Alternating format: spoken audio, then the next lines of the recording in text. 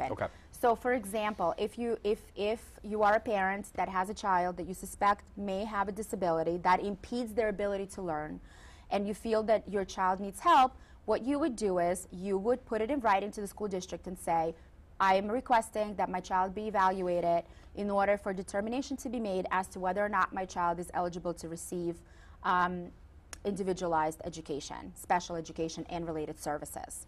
The school district would then have to take your request into consideration, and of course, if they have a reasonable basis to believe that your child should be evaluated, they will then conduct evaluations. Those evaluations have to be conducted within 60 days of the day that you have provided them with a request for an evaluation.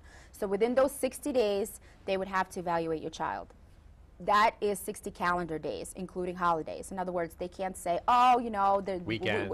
Weekends or Christmas break or, you know, winter vacation, spring vacation. It doesn't matter. Your child has to be evaluated within 60 calendar days. So what would happen is they would have a team of members that I've described to you. And usually in most cases, it would be an educational evaluation and a psychological evaluation and maybe like a speech evaluation. So they would administer to your child a battery of tests.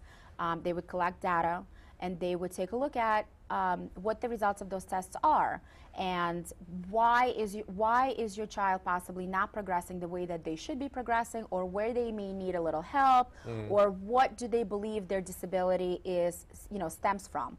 Because your child may have, you know, an emotional disturbance, or they may have a specific learning disability, or they may have autism. They may have deaf-blind, you know, a deafness. They may have an auditory processing disorder that is kind of tricky. It's not that easy. You know, it would be something that you would have to be specifically tested for by audiologists, and there would have to be specific central auditory processing evaluation that would have to be done for your child if they were having an auditory processing disorder.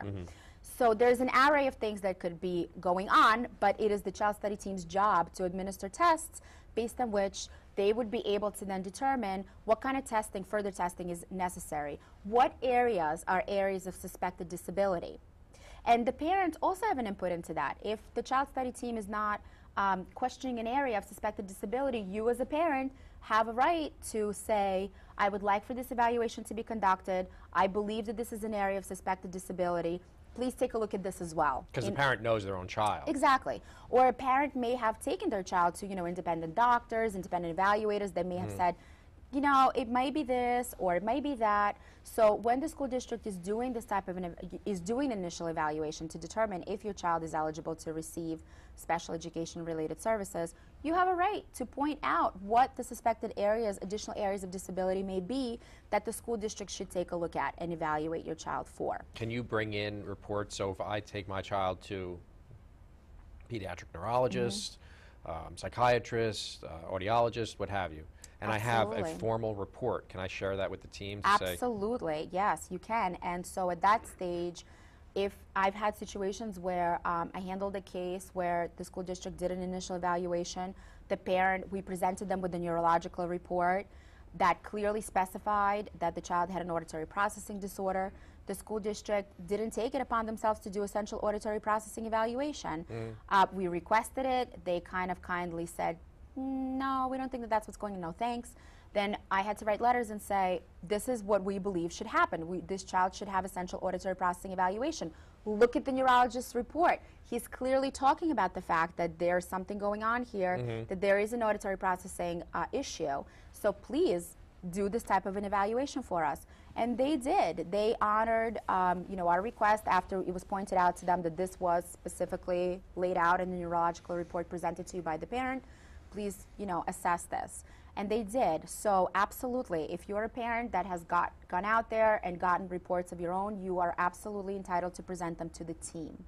But just to move it along, so what would then happen is after these battery of tests would be administered to your child, and if they are suspected of being specifically learning disabled, then the team would also go out and observe them in their natural learning environment, like in the regular classroom or how they interact with their peers, and also make that a part of their evaluation and make, you know, notations as to whether or not they believe that they have a specific learning disability that must be addressed. And just to confirm, they have training to be able to see and differentiate between Absolutely. someone who's doing well in a classroom environment and someone who may be having some difficulties. Yeah, and then of course, if they, like I said, if there's an area that they cannot assess, then they have the responsibility of going out there and bringing in a third party or obtaining, you know, an evaluative report based on that. If they don't have the capability, something like an auditory processing issue would have to go to like an audiologist or somebody that's trained to, you know, administer that type of testing. Usually a school district will not employ such an individual, so it will be outsourced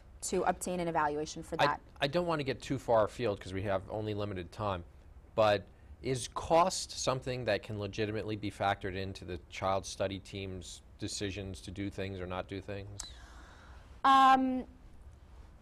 Is it something that's supposed to be taken into consideration by the child study teams? The answer is no. Is it something that sometimes is, or maybe more often is taken into consideration by child study teams? Probably.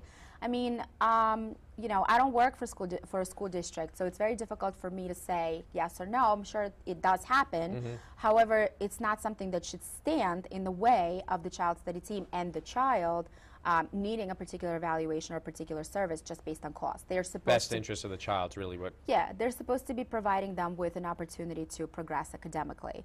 And so they have to do everything possible in order for the child to have an academic program or an academic opportunity based on which they can progress and learn, no matter what their disability is. If it's possible for them to progress and learn, of course. You know, some kids have disabilities based on which they cannot progress, and that's just the reality of life. I mean, not every child can learn. But more times than not, if a child has an appropriate individualized education program, they will progress, they will learn. They will be able to go out into the world and, you know, earn a living and live in society, in the community, based on the training that they received during their school years. So that takes us to the IEP, which is the Individualized Education Plan, which you just mentioned. Right. So once the child is determined at the eligibility determination meeting as eligible to receive specialized education, the child study team will determine the category under which they are eligible to receive it. So in other words, whether it be autism or mental retardation or traumatic brain injury or visual impairment or other health impairment, or any other category based on which they're classified, they will then hold an IEP meeting within 30 days of the determination that the child is eligible to receive specialized instruction. So at that point, once they would schedule an IEP meeting, the parents would usually receive notice like 10 days before the meeting, and they will convene this meeting. An important thing for your viewers to know is who has to be at this meeting and who is allowed to be at this IEP meeting.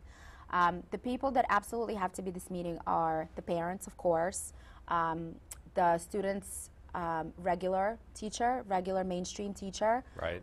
The special education teacher that will be working with the student and giving them specialized instruction, and then members of the team that did the evaluative, that collected the data, the case manager, who is usually a person that will oversee the process of your child receiving the specialized instruction that they now have to receive pursuant to their individualized education program. And this person will also be trained to know, you know, how to decipher some of the evaluative data, and also they will know what kind of resources are available to the school district in order for your child to receive the services. And often they will also be your child's case manager. So they will kind of like be responsible for overseeing and making sure that what your child is supposed to receive is happening. Okay, so that's who has to be there, who can be there. Okay, who can be there?